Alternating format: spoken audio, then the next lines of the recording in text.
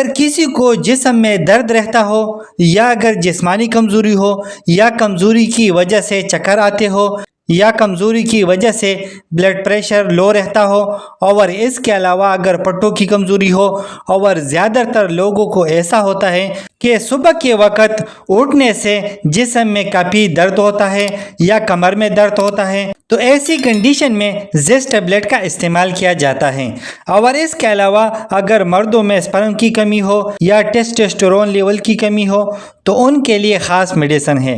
السلام علیکم ویور، امید کرتا ہوں کہ آپ سب خیریت سے ہوں گے۔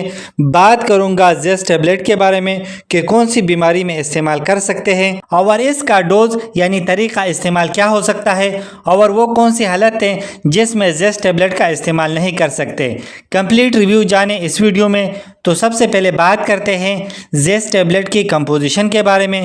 تو اس کے اندر بہت ساری ملٹی وٹامن پایا جاتا ہے، جیسا کہ اس کے اندر وٹامن سی اور وٹامن ای اور وٹامن اے اور سیلینیم اور زنک اور بہت ساری ملٹی وٹامن موجود ہے۔ اور زیسٹ ٹیبلٹ ٹیبروس کمپنی کا پروڈکٹ ہے۔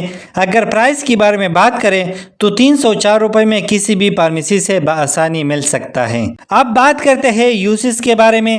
اگر کسی کو جسمانی کمزوری ہو تو ایسی کنڈیشن میں زیسٹ ٹیبلٹ کا استعمال کر سکتے ہیں، کیونکہ یہ ایک ملٹی وٹامن میڈیسن ہے۔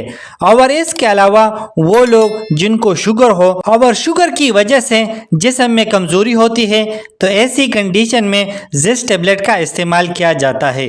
اور اس کے علاوہ اگر آپ کے بال گرتے ہیں یا بال ٹوٹتے ہیں تو ایسی کنڈیشن میں زیسٹ ٹیبلٹ کا استعمال مفید ہے، کیونکہ زیسٹ ٹیبلٹ کے اندر وٹامن ای ہوتا ہے، جو کہ وٹامن ای کا کام بالوں کو مضبوط کرنا ہوتا ہے، اور اگر بالوں کی گروتھ سٹاپ ہو گئی ہو تو اس کے لیے کافی فائدہ مند ہے۔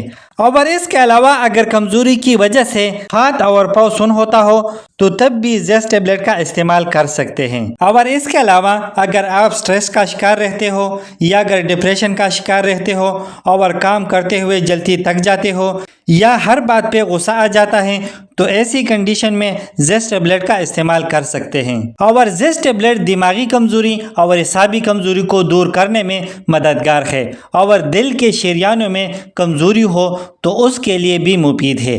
اب بات کرتے ہیں طریقہ استعمال کے بارے میں۔ تو دن میں ایک ٹیبلٹ استعمال کر سکتے ہیں اور ایک سے زیادہ ٹیبلٹ استعمال نہ کریں۔ اور ایک بات یاد رکھیں کہ ملٹی وٹامن کے ساتھ دودھ استعمال نہ کریں، اور ملٹی وٹامن سے پہلے اور استعمال کرنے کے بعد 1 گھنٹے تک چائے یا کافی کا استعمال نہ کریں۔